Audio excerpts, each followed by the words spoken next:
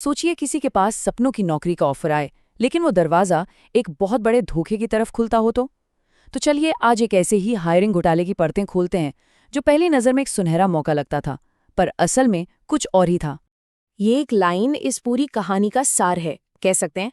ये हमें याद दिलाती है कि सबसे बड़े धोखे अक्सर सबसे अच्छी पैकेजिंग में आते हैं। आइए देखते हैं कि ये सब हुआ कैसे। तो कहानी शुरू होती है ज़ोरविन नाम की एक कंपनी से। ये कंपनी नौकरी की तलाश कर रहे लोगों के लिए एक ऐसा ऑफर लेकर आई जो किसी सपने के सच होने जैसा था। एक ऐसा ऑफर जिसे कोई मना ही नहीं कर सकता था। अब जरा इस ऑफर पर नजर डालिए। 40,000 रुपये महीना स्टाइपेंड, एक एकदम नया डेल लैपटॉप और तुरंत ज्वाइनिंग। सैकड़ों कैंडिडेट्स के लिए ये उनके करियर की ड्रीम स्टार्ट थी। उम्मीदें आसमान छू रही थी, लेकिन कहते हैं ना, जो चीज़ हकीकत से ज़्यादा अच्छी लगे अक्सर वो हकीकत नहीं होती। जब चीजें कुछ ज्यादा ही परफेक्ट लगने लगीं, तो कुछ लोगों के मन में शक की घंटी बजी और उन्होंने गहराई से पड़ताल करने का फैसला किया। और बस यहीं से इस चमकती हुई तस्वीर में दरारें दिखनी शुरू हो गईं। सबसे पहला और सबसे बड़ा झूठ था उनका ऑफिस का पता। कंपनी ने दावा किया कि उनका ऑफिस बैंगलोर के एक जानी माने टेक पार्क में है, लेकिन जब इस पते को फिजिकली जाकर चेक किया गया तो पता चला कि ज़ोरविन नाम की कोई कंपनी वहां है ही नहीं। ये था पहला बहुत बड़ा रेड फ्लैग। तो सवाल ये उठता है कि अगर असली दुनिया में इनका कोई अता पता नहीं है, तो क्या इनकी ऑनलाइन मौजूदगी असली हो सकती है? तो बस जांच अब जमीन से उठकर इंटरनेट की दुनिया में पहुंच गई। अब देखिए इनकी डिजिटल स्ट्रैटेजी कितनी चालाकी भरी थी। इन्होंने एक ही वक्त पर दो दो डोमेन खरीदे, और जब एक साइट पर सवाल उठने लगे तो बहाना बना दिया कि वो होस्टिंग इशू की वजह से डाउन है। लेकिन सच्चाई ये थी कि वो डोमेन तो पूरी तरह से एक्टिव था।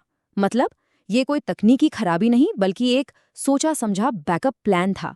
एक नकली ऑफिस, एक संदिग्ध वेबसाइट। इसके बाद शक की सुई उन लोगों की तरफ घूमी जो इस पूरी कंपनी को चलाने का दावा कर रहे थे। कंपनी की जो लीडरशिप टीम थी ना, कागजों पर तो बड़ी इंप्रेसिव थी। आईआईटी और आईआईएम जैसे टॉप संस्थानों से पढ़े होने का दावा। लेकिन जब इन संस्थानों के एलुमनाई डेटाबेस में इन नामों को खोजा गया तो वो कहीं मिले ही नहीं।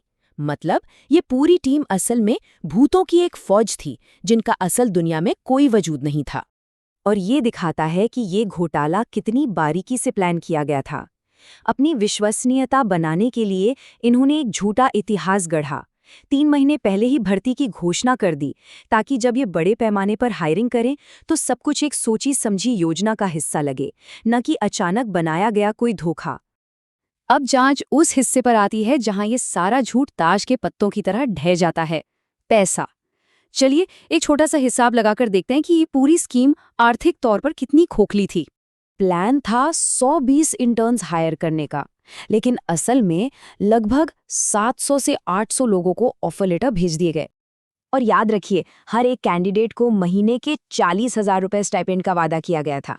इसका मतलब कंपनी को हर महीने सैलरी पर ही करीब 2 करोड़ 80 लाख रुपए खर्च करने पड़ते।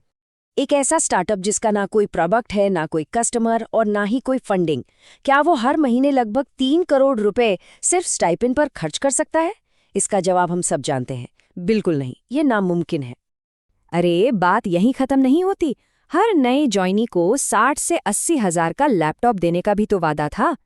जब सैकड़ों लैपटॉप की कीमत इसमें जोड़ दी जाती है तो ये पूरा वित्तीय धोखा और भी बड़ा और साफ हो जाता है। ये कोई कंपनी नहीं थी, ये एक ऐसा नाटक था जिसमें लॉजिक की कोई जगह ही नहीं थी। तो चलिए अब इस पूरी जांच को समेटते हैं और समझते हैं कि इस धोखे की रचना कैसे की गई और इसका असली मकसद क्या था। देखिए, ऐसे मॉडर्न स्कैम एक तय पैटर्न पर काम करते हैं। पहले एक नकली डिजिटल दुनिया बनाई जाती है, फिर झूठे प्रोफाइल और घोषणाओं से भरोसा बनाया जाता है। इसके बाद तुरंत हायरिंग का दबाव बनाकर सोचने का मौका ही नहीं दिया जाता, और आखिर में जब भरोसा पूरी तरह कायम हो जाता है तो उनका असली मकसद पूरा होता है, लोगों का कीमती पर्सनल डेटा हासिल करना। और जो सबसे बड़ा सबूत सामने आया वो था कंपनी का कानूनी तौर पर रजिस्टर्ड ही न होना। भारत सरकार के कॉरपोरेट मामलों के मंत्रालय यानी एमसीए के पास इसका कोई रिकॉर्ड ही नहीं था। और ये एक ऐसा सवाल था जिसका जवाब कंपनी का सीटीओ कभी देना ही नहीं चाहता था।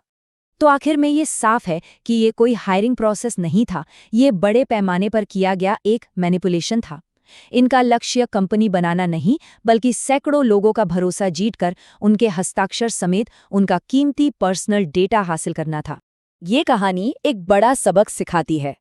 तो अब सोचने वाली बात यह है कि इस पूरी पड़ताल के बाद अगले जॉब ऑफर में ऐसी कौन सी एक डिटेल होगी जिससे दोबारा जांचना बेहद जरूरी हो जाएगा, क्योंकि हर चमकती चीज सोना नहीं होती और हर बड़े अवसर की पड़ताल जरूरी है।